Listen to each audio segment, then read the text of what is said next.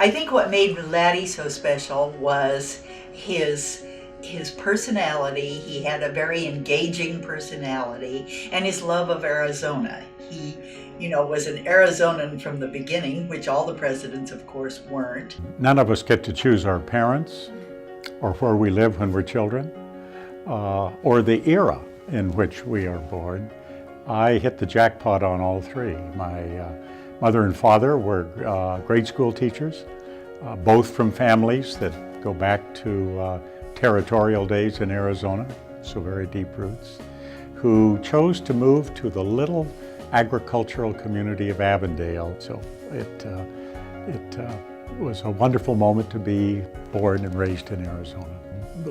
When I left Washington University, I left it to go to the University of Vermont, where I was president for about 14 years, thinking 14 years was long enough that I would step down when ASU came to talk with me.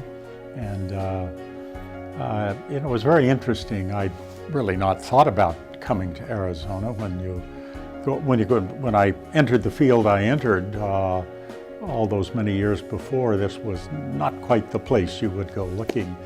And yet I could see such promise in ASU. It had come so far and had so much promise that I was pleased to be invited to come here, and that's what brought me back. But it was where we were. It was a different Arizona than I left. If Greater Phoenix had 150,000 people, they were probably fibbing. It probably wasn't that large. And it was 2 million when I came back in 1990.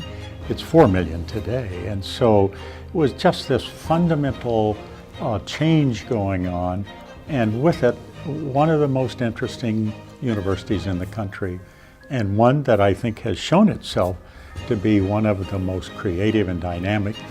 I think President Crow states it very well, becoming the new American university, a model that others will want to emulate. Two things have really driven me since I decided to not only go into the academic world, but to play a major administrative role.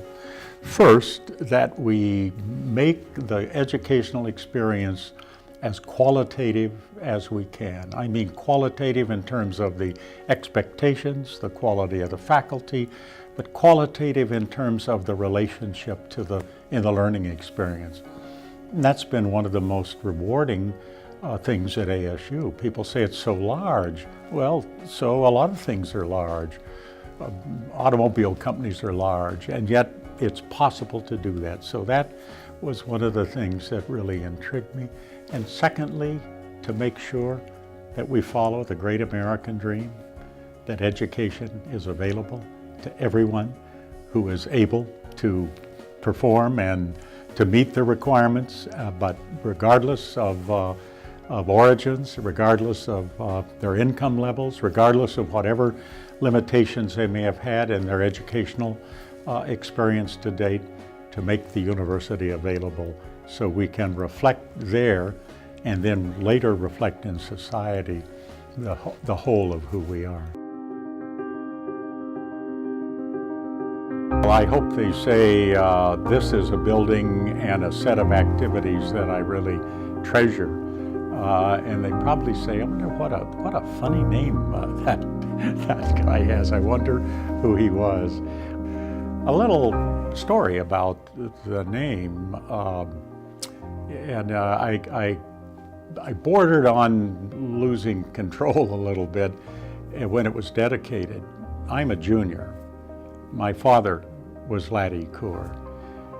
He went to ASU, first of our family to ever go to college. There's a school in Avondale named for him because he was the school superintendent. He went there when there were only 5 teachers in the school, and it was as the kind of teaching principal. But it was just, that was his whole life. And so I said to the audience that was present, you're really naming this building for 2 people. And that's pretty special to me.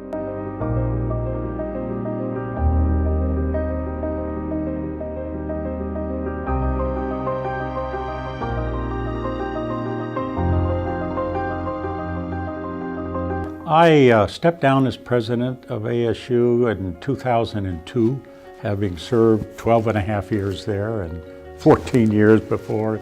So I felt, for me and for the university, it was time.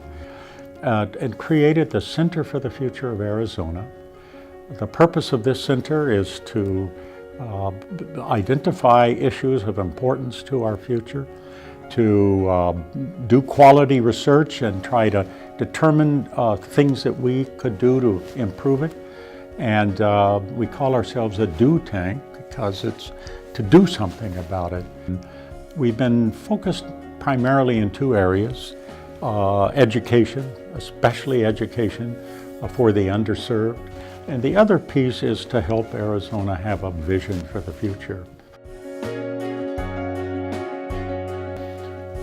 It's my hope that through the work that I and many people have done, that Phoenicians and Arizonans will understand how fortunate we are to have this place and how important it is that each of them works as each of us have to date to really make it something that will endure through the ages, particularly make it available to the next generation that's coming behind.